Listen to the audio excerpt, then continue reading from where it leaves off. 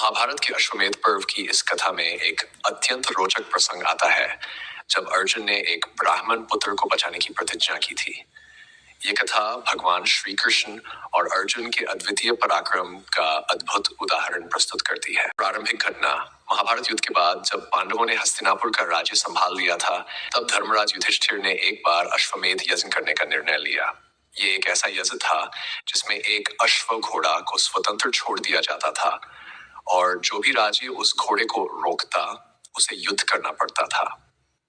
इस यज्ञ का उद्देश्य यह होता था कि उस घोड़े के पीछे पीछे चलने वाले राजा अर्जुन अपने पराक्रम से सभी राज्यों को अपने अधीन कर लेता है। अश्वमेध यज्ञ के आरंभ में सभी पांडवों ने ब्राह्मणों, ऋषियों और नागरिकों के साथ मिलकर यज्ञ की विधि की और यज्ञ में सभी देवताओं का आह्वान किया। इसके बाद अर्जुन को अश्व की रक्षा करने की जिम्मेदारी सौंपी गई। अर्जुन ने यज्ञ के रक्षक के रूप में अपनी भूमिका निभाई और अश्व के पीछे चल पड़े। वे उन राज्यों में गए जहां जहां अश्व गया और उन राज्यों को पराजित कर युधिष्ठिर का अधिपत्य स्थापित किया। ब्राह्मण का दुख और अर्जुन की प्रतिज्ञा। इस दौरान एक दिन अर्जुन जब यज्ञ कार्य में व्यस्त थे, तब एक ब्राह्मण उनके पास आया। ब्राह्मण अत्यंत दुखी और क्रोधित था। उसने अर्जुन से कहा, हे अर्जुन, मेरे घर एक पुत्र का जन्म हुआ था, परंतु जन्म के साथ ही वह मर गया। ये कोई साधारण मृत्यु नहीं है, बल्कि किसी दैवीय शक्ति के कारण हुई है। यह तीसरी बार है जब मेरे पुत्र का इसी प्रकार अंत हुआ है। आपने प्रतिज्ञा की थी कि आप सभी के रक्षक हैं। अगर आप मेरी सहायता नहीं कर सकते तो आपकी प्रतिज्ञा का क्या मतलब है? यह सुनकर अर्जुन को बहुत दुख हुआ। ब्राह्मण ने उन्हें चुनौती दी, यदि तुम अपने आप को इतना महान योद्धा मानते हो तो मेरे अगले पुत्र के जन्म पर उसकी रक्षा करो, अन्यथा अपनी प्रतिज्ञा के अनुसार तुम अग्नि में प्रवेश करके प्रायश्चित करो। अर्जुन ने यह प्रतिज्ञा की, हे ब्राह्मण देव, मैं प्रतिज्ञा करता हूं कि आपके अगले पुत्र के जन्म के समय मैं स्वयं उसकी रक्षा करूंगा। यदि मैं ऐसा न कर पाया तो मैं अपने प्राण त्याग दूंगा। ब्राह्मण पुत्र का जन्म और उसका अदृश्य हो जाना। समय बीता और ब्राह्मण के घर एक बार फिर से पुत्र का जन्म हुआ। अर्जुन ने अपने दिव्य अस्त्र शस्त्रों से चारों ओर रक्षा करना आरंभ किया। उन्होंने अपने धनुष गांडीव से चारों दिशाओं में ऐसे सुरक्षा घेरा बना दिया जिससे कोई भी बाहरी शक्ति उस बच्चे तक न पहुंच सके। उन्होंने भगवान शिव के पाशुपत अस्त्र, इंद्र के वज्र, यम के कालदंड और वरुण के पाश आदि शक्तियों का आह्वान किया ताकि उस शिशु की रक्षा की जा सके। लेकिन बावजूद इन सारे प्रयासों के ब्राह्मण पुत्र जन्म के बाद तुरंत ही अदृश्य हो गया। ब्राह्मण ने क्रोधित होकर अर्जुन से कहा, तुम अपनी प्रतिज्ञा पूरी नहीं कर सके, अब तुम्हें अपनी प्रतिज्ञा के अनुसार अग्नि में प्रवेश करना होगा। अर्जुन अत्यंत निराश और लज्जित हो गए।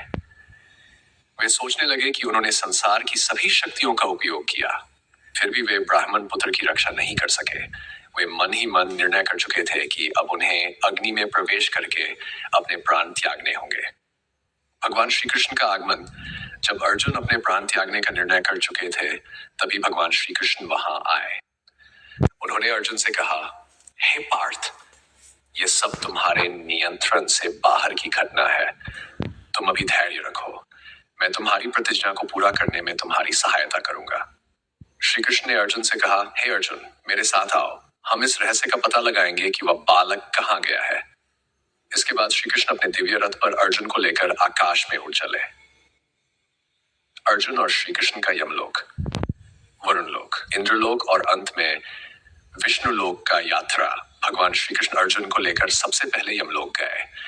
वहां जाकर उन्होंने यमराज से पूछा कि क्या वह बालक वहां है, लेकिन यमराज ने कहा कि बालक वहां नहीं है।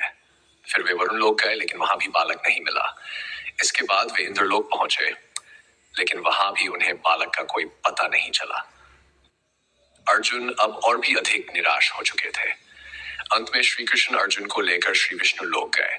वहां पहुंचकर उन्होंने देखा कि भगवान विष्णु एक दिव्य सिंहासन पर विराजमान है और उनके साथ कई दिव्य शिशु खेल रहे हैं।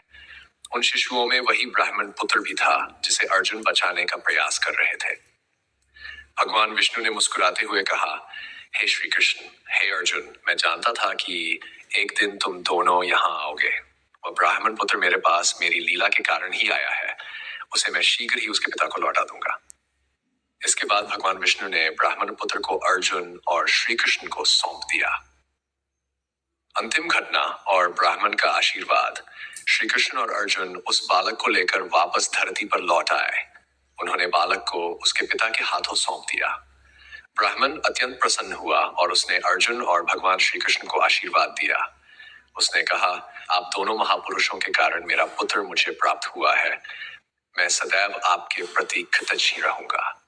इस प्रकार अर्जुन की प्रतिज्ञा पूरी हुई और ब्राह्मण पुत्र सुरक्षित रूप से अपने माता पिता को मिल गया। इस घटना से अर्जुन को यह शिक्षा मिली कि सभी शक्तियों के बावजूद ईश्वर की कृपा और लीला ही सर्वोपरि है। श्री कृष्ण ने अर्जुन से कहा, हे पार्थ, तुम्हारी वीरता, योग्यता और प्रतिज्ञा का पालन अवश्य प्रशंसनीय है, लेकिन ये मत भूलो कि ईश्वर की इच्छा और कृपा के बिना कोई कार्य पूर्ण नहीं हो सकता। इस उपदेश को अर्जुन ने हृदय से स्वीकार किया और वे अपने कर्तव्य पथ पर आगे बढ़ते गए। इस प्रकार ये कथा अर्जुन की प्रतिज्ञा, भगवान श्री कृष्ण की सहायता और ईश्वर की लीला की महानता को दर्शाती है। ये दर्शाती है कि चाहे हम कितने भी शक्तिशाली क्यों न हो, अंततः सब कुछ भगवान की इच्छा पर निर्भर करता है।